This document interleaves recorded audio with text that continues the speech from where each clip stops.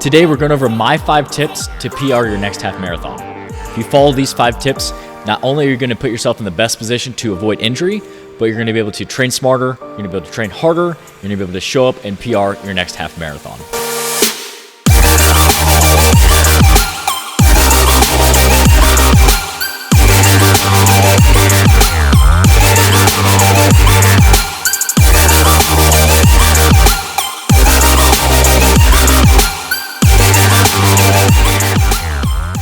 Before we hop into the video, guys, my name is Jordan, and I post weekly fitness content to help you get in the best shape of your life. I'm currently documenting my full half marathon series where I'm training for a sub 135 half marathon.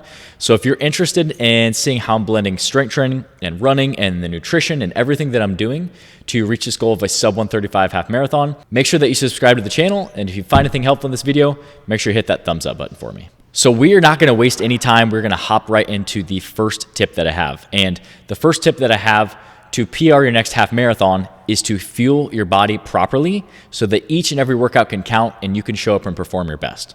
Underfueling is one of the most important things that you can utilize to level up your training and to be able to show up and make each and every workout count and give full effort on each and every workout. And what I mean by fueling your workouts is that you're giving your body enough high quality food in order to go out and perform your best. You're getting enough protein to help repair your muscle tissues from the breakdown that you're having. You're getting enough carbohydrates to fuel your workouts and make sure that your muscle glycogen levels are always topped off. Making sure that you're getting enough fat in your diet and making sure that you're just structuring your diet around whole calorically dense foods.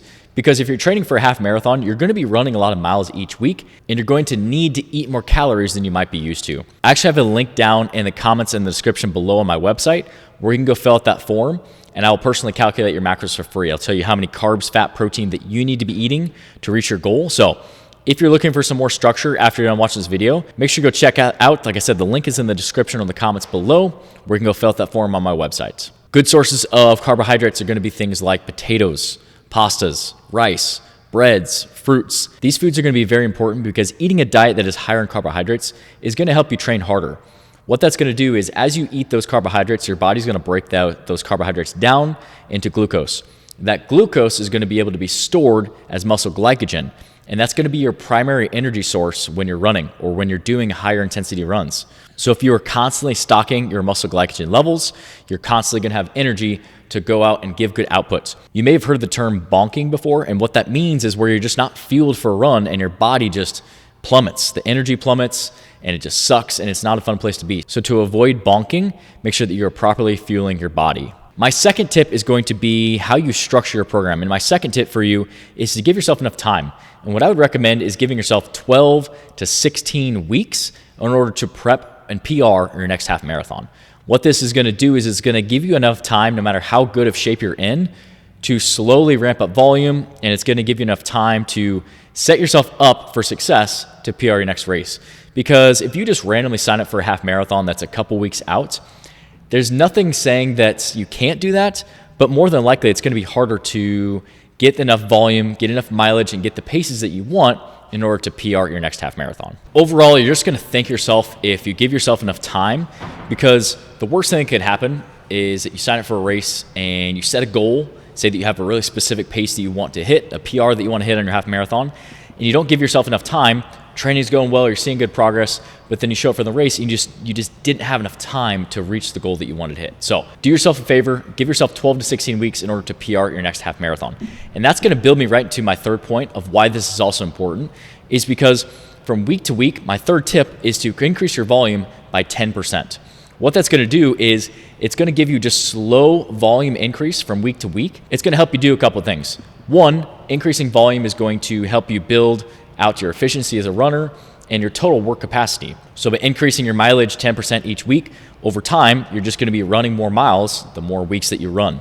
This is also going to help you stay injury-free or reduce the risk of injury as much as you can. Because if you increase volume, say that you're running 10 miles a week and then you go to 30 miles a week, in 1 week's time, more than likely you're going to start to see these little overuse injuries. You're going to get these nagging pains and aches, and it's going to keep you from PRing your next race. So 10% volume increase each week is a good rule of thumb. So what this means, say that you run 10 miles on week 1, you'd run 11 miles on week 2. You'd run 12 miles on week 3, and so on and so forth.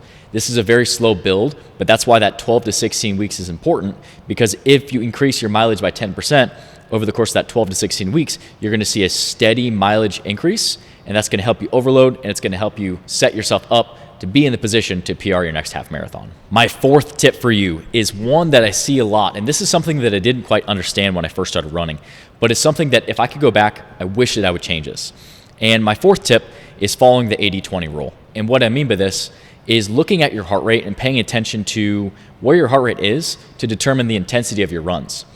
80% of your runs should be done in an aerobic pace, an aerobic state, or aerobic heart rate zone, and the other 20% can be done in the anaerobic energy system. The best way to calculate your aerobic energy system or your max aerobic heart rate is using the MAF 180 formula. So you're gonna take 180 minus your age, that's gonna give you a number. So for me, I'm 27, I'm gonna take 180 minus 27, that's gonna be 153.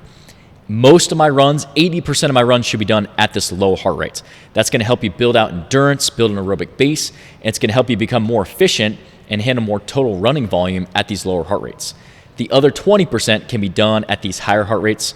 You can do track workouts, you can do fartlek workouts, you can do repeats, you can do all these things that are gonna help you increase your speed, but you can't do that every workout, because if you do that, what's gonna happen is you're going to wind up getting injured. You're not gonna get faster because you're not building an aerobic base. You're not building out endurance. So it's very important that 80% of your runs should be done really slow, low aerobic heart rates at or below your max aerobic heart rate that is specific to you. The other 20% can be done, those track workouts, fartlek workouts, those other speed workouts that are gonna help become a more efficient, faster runner. My fifth and final tip for you to PR your next half marathon is none other than you need to strength train. I'm a firm believer that mixing strength training and conditioning into any program is gonna help you improve your body composition, improve your strength, improve your overall health. And I believe the same thing when it comes to half marathon training. So you need to be strength training. Now, depending on your personal goals, you may strength train more, you may strength train less. What I would recommend is try to at least strength train 3 times a week. Currently in my strength training program right now, I'm strength training 4 days a week and I'm running 4 days a week. So there are certain days where I'm doubling up. I'm not saying that that's what you have to do, but by mixing strength training, it's gonna help you build overall strength. It's going to give you some different stimulus that running will, because as you start to run more, if you aren't incorporating strength training, you start to run into this position where you can run the risk of losing muscle mass. Or you can start to run into these little injuries because you don't have leg strength. By doing strength training exercises is going to help build strength around the joints, especially lower body exercises, and that's going to help you decrease your risk of injury and just be able to consistently train. Because the name of the game with getting better at anything is just consistency. And if you can stay injury-free over the course of time, say 3 months, 6 months, 9 months, 12 months, 2 years, 3 years, 4 years, 5 years, that's going to help you make a lot of progress in anything. So I'm a firm believer that you need to strength train and that you need to blend strength training and running in your program in order to see the best results. Now, I'm posting weekly videos to show you how I'm doing that, blending strength training and running. So if you're interested, like I said, make sure that you subscribe to the channel so you don't miss out on the weekly content that I'm posting. But these are my 5 tips that you can follow to PR your next half marathon. I have a couple weeks left in this block of my training, so I'll be documenting even more in detail the race fueling strategy, tapering throughout the race, my last couple really hard, challenging workouts. So like I said, I'll be posting weekly videos, so stay on the lookout for those. I'll leave my full sub 135 half marathon playlist at the top of the screen here next. Make sure you check those out, and I'll see you guys in the next one.